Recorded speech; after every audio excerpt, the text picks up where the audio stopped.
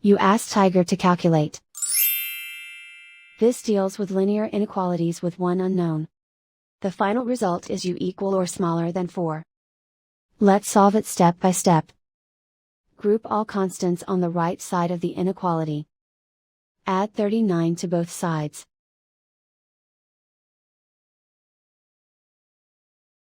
Group like terms.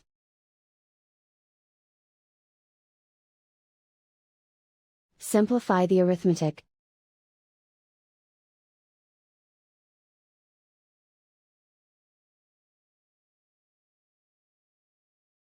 Isolate the u.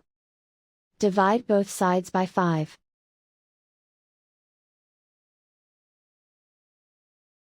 Simplify the fraction.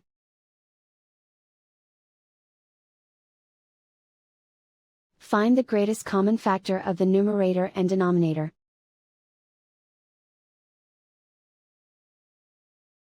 Factor out and cancel the greatest common factor.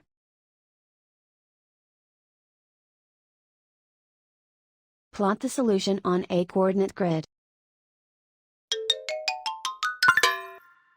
And so the final result is u equal or smaller than 4.